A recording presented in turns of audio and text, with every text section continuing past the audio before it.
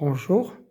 Donc, dans cette vidéo, je vais parler du rôle de la diode, dans la détection d'enveloppe. Alors, dans un détecteur d'enveloppe, on trouve une diode.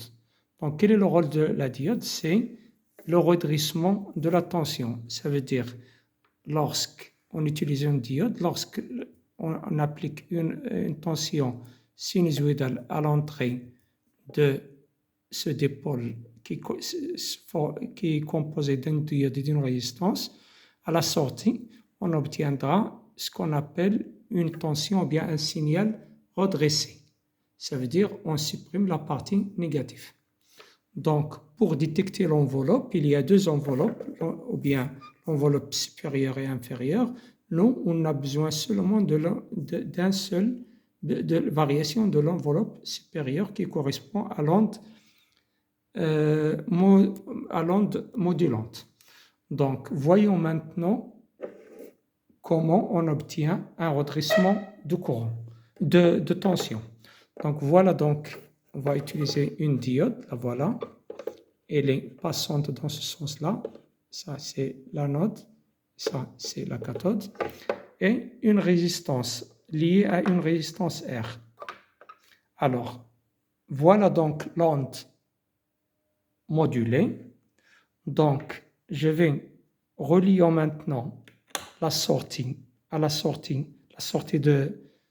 de circuit multiplieur, reliant cette sortie à la diode, à l'anode. La cathode est reliée aux résistances et bien sûr je vais boucler le circuit en reliant la résistance à la masse de sortie, bien sûr, de multiplieur. Maintenant, donc ici, sur l'entrée Y1, on visualise la tension ou bien le signal modulé. Voyons maintenant la tension qu'on visualisera aux bornes de la résistance. Donc, je vais relier l'entrée Y2 aux bornes de la résistance.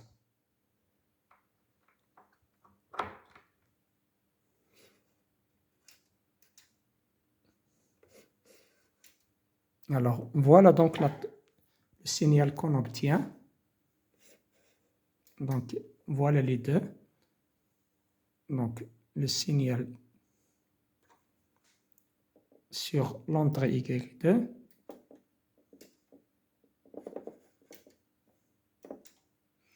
Donc, voilà le signal sur l'entrée Y2. Qu'est-ce qu'on obtient? On obtient un signal redressé. Alors que sur l'entrée Y1, on voit le signal modulé. Donc, on constate que vous voyez ici, si j'élimine la tension modulée, on obtient le signal redressé. Le signal redressé, bien sûr, vous voyez que la partie négative, elle est supprimée. Merci.